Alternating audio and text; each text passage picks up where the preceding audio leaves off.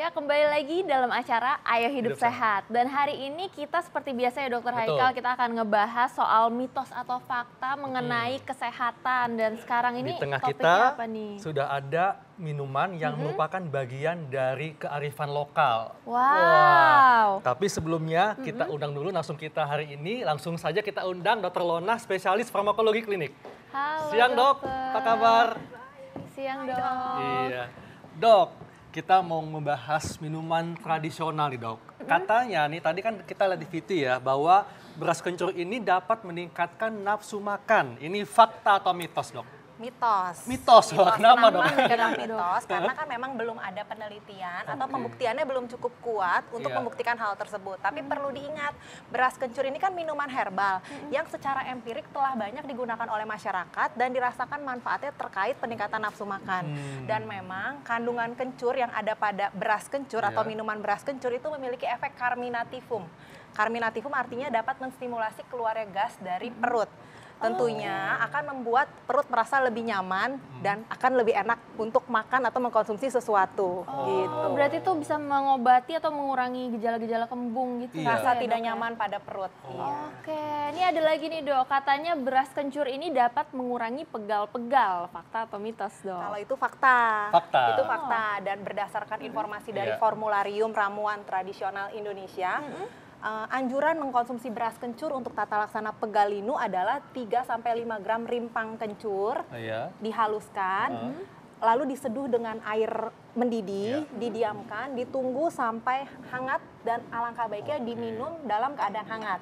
Namun perlu diingat, kalau dalam 3 hari tidak ada perbaikan klinis, alangkah baiknya segera berkonsultasi dengan dokter supaya diketahui penyebab pegalinu secara pasti dan segera mendapatkan terapi yang tepat dan adekuat. Berarti ini secara gelas cangkir kali dok ya? Atau Ya, satu kurang gelas? lebih 3-5 gram kencur dihaluskan, diaduk dengan air mendidih, didiamkan, ditunggu sampai hangat dan dianjurkan diminum setelah hangat. Jangan panas-panas. Tapi kalau yang udah jadi, Udah pegalnya hilang, lidahnya luka-luka.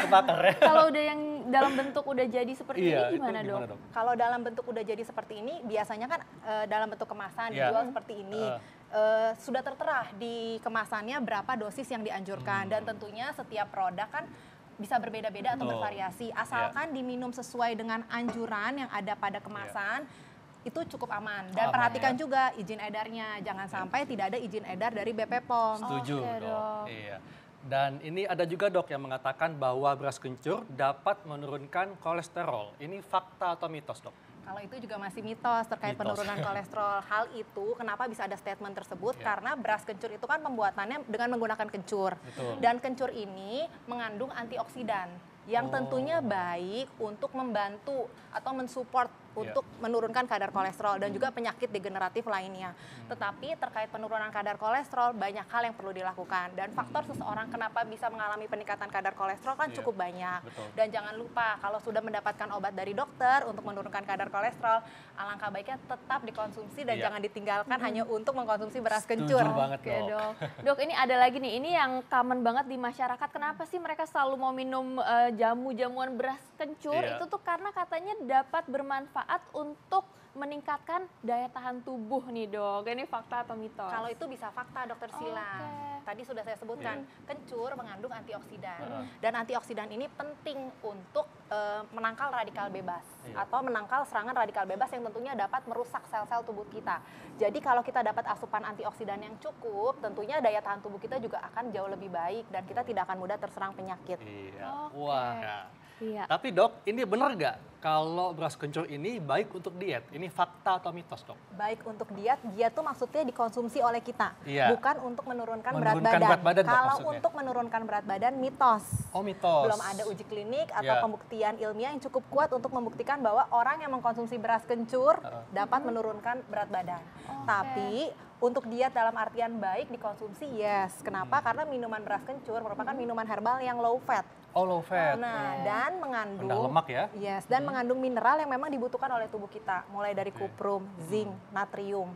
Jadi cukup baik untuk dikonsumsi, tapi tidak berlebihan ya, karena memang kandungan zat aktif, kandungan antioksidan, kandungan mineralnya memang dibutuhkan oleh tubuh kita. Ini baiknya berapa kali dok dalam seminggu minum beras kencur ini? Yang dianjurkan per hari tidak lebih dari 15 gram rimpang kencur terbagi dalam 3 dosis. Iya. Gitu, boleh dikonsumsi setiap hari asal memang tidak memiliki riwayat alergi terhadap bahan aktif yang ada pada kencur ataupun beras kencur ataupun campuran yang lainnya, karena kan pada umumnya untuk pembuatan jamu seperti ini tidak hanya beras dan kencur tapi dicampur dengan rimpang-rimpang yang lain gitu.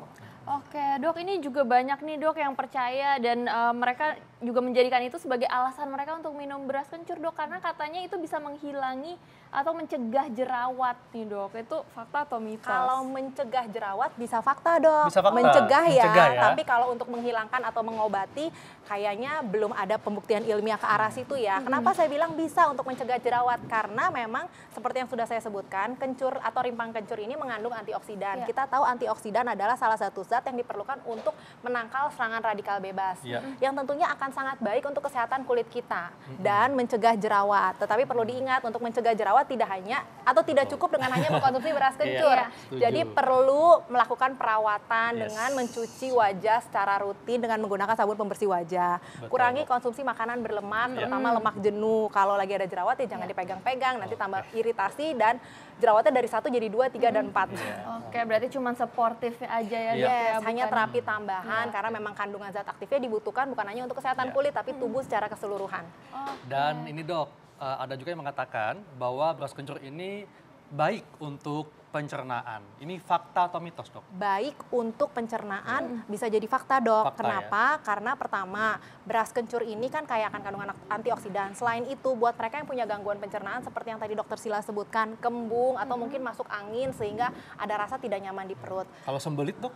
Kalau sembelit tidak terbukti secara ilmiah, gitu. Nah, rasa tidak nyaman di perut seperti kembung, mual, sangat baik mengkonsumsi beras kencur dalam keadaan hangat. Karena tadi kandungan zat aktifnya dapat membantu mengeluarkan gas dari perut. Tentunya akan membuat orang merasa lebih nyaman, terutama mereka-mereka yang mengalami masuk angin dan perutnya kembung sampai mual dan muntah. Tetapi kalau untuk penyakit tertentu seperti mah, konstipasi, sembelit, gastritis atau radang usus buntu atau mungkin batu empedu atau Crohn's disease, adanya radang pada dinding saluran cerna, itu belum direkomendasikan untuk menggunakan beras kencur sebagai obat. Mengingat setiap penyakit yang tadi saya sebutkan itu tata laksananya sangat beragam dan sangat spesifik dan harus dilakukan oleh tenaga ahli yang memang kompeten di bidangnya gitu. Sebagai terapi tambahan silakan saja minum beras kencur, tapi alangkah baiknya diskusi dulu sama dokter yang memang merawat untuk penyakit-penyakit tersebut. Oke dok, ini ngomong-ngomong soal beras kencur, kan enaknya itu kan kalau misalnya diminum hangat-hangat. Dan selain itu katanya nih manfaatnya kalau misalnya diminum hangat-hangat itu bisa meredakan batuk dok. Itu fakta atau mitos? Bisa meredakan batuk, fakta. Tetapi hanya membantu mengurangi gejala batuk atau meredakan gejala. Yang perlu diperhatikan di sini, batuk itu alangkah baiknya diobati bukan gejalanya aja, tetapi penyebabnya. Betul. Dan penyebab utama batuk atau penyebab seseorang punya keluhan batuk sangat beragam. Antara batuk berdahak sama batuk kering berbeda. Contoh dari penyebab batuk berdahak aja cukup banyak, mulai dari infeksi, pneumonia, infeksi TBC, bronkitis atau radang pada bronkus, penyakit paru obstruktif kronis di mana ada penyempitan pada saluran nafas.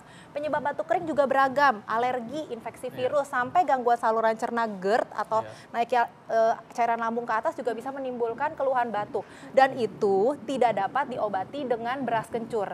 Jadi dapat disimpulkan minuman herbal beras kencur dapat membantu mengurangi atau meredahkan gejala batuk, tetapi tidak menyembuhkan penyebab utama batuk. Oke. Dah dok, ini ada juga dok yang mengatakan ya, kan selain diminum katanya ampas beras kencur kalau dibalur itu bisa mengobati keseleo. Ini fakta atau mitos dok? Itu fakta. Oh fakta? Itu fakta, yes. Dan sudah ada anjurannya dari informasi dari Formularium Ramuan Tradisional Indonesia. Jadi untuk tata laksana terkilir atau orang awam sebut keseleo, itu beras kencur, tepatnya kencur yang dihaluskan bersama dengan beras dan air, lalu ditempelkan di daerah yang cedera, ditunggu sampai kering, dapat digunakan untuk tata laksana terkilir. Tapi tata laksana awal terkilir nih sebenarnya bukan saja beras kencur yang dibalur atau ditempelkan, tetapi harus diistirahatkan daerah yang terkilir atau cedera. Betul. Lalu dikompres dengan es pada saat awal mengalami cedera. Kompresnya berapa kali? Kurang lebih 2-3 kali per hari selama 20 menit. Dan itu dilakukan dalam 2 hari pertama setelah cedera. Dan bila memungkinkan, sanggah daerah yang terkilir, kesleo atau cedera sehingga posisinya lebih tinggi dari jantung. Kalau ternyata dengan baluran beras kencur sesudah dikompres dengan air dingin, lalu ditambah lagi dengan kompresan beras kencur nggak ada perbaikan, alangkah baiknya konsumsi obat anti nyeri. Iya, setuju dok. Oke dok, ini ada lagi nih dok, katanya beras kencur ini dapat meredakan migrain dok, ini fakta atau mitos? Itu masih mitos, memang belum ada pembuktian ilmiah ke arah situ. Tetapi sudah ada uji klinik nih dok. Artinya pada manusia yang membuktikan adanya efek analgetik atau anti nyeri dan anti inflamasi dari rimpang kencur. Tapi penelitiannya bukan pada pasien-pasien migrain, tapi pasien-pasien yang mengalami radang sendi, di mana mereka yang mengkonsumsi 160 mg kencur selama 10 hari itu mengalami pengurangan rasa nyeri sendi, bukan pada migrain. Jadi boleh saja mengkonsumsi minuman beras kencur, mengingat minuman beras kencur merupakan minuman herbal tradisional dari Indonesia, tetapi tidak dapat digunakan sebagai obat utama untuk terapi migrain. Oke, ini kan manfaat beras kencur nih banyak banget nih dok, dan pastinya masyarakat tuh bertanya-tanya, boleh gak sih dok kalau misalnya ini tuh dikonsumsi setiap hari dok, dan kalau boleh takarannya tuh sebanyak apa dok? Apakah secangkir, 2 cangkir? Oke, jadi beras kencur itu kan minuman herbal yang memang khas Indonesia. Terus punya aroma rempah-rempah yang kalau diminum tuh menyegarkan dan menyehatkan. Apalagi kandungan zat aktifnya memang sangat dibutuhkan oleh tubuh kita. Boleh nggak sih dikonsumsi tiap hari? Boleh, tapi jangan berlebihan. Anjurannya adalah tidak lebih dari 15 gram rimpang kencur per harinya yang dibagi dalam 3 dosis. Dan pada wanita hamil, alangkah baiknya tidak mengkonsumsi beras kencur ataupun olahan produknya. Kenapa? Karena memang belum ada pembuktian ilmiah yang cukup kuat yang membuktikan bahwa ibu hamil yang mengkonsumsi beras kencur aman untuk ibu dan untuk janin. Dok, boleh nggak kalau ditambahkan es batu? Supaya lebih enak, gitu. Alangkah baiknya minuman herbal seperti beras kencur diminum dalam keadaan hangat. Misalnya untuk meredakan rasa tidak nyaman di perut. Kalau udah nggak nyaman di perut, terus disuruh minum Iseng es. banget ya. Iseng banget ya. Iya. Oke, makasih dok atas penjelasannya. Thank you. Nah.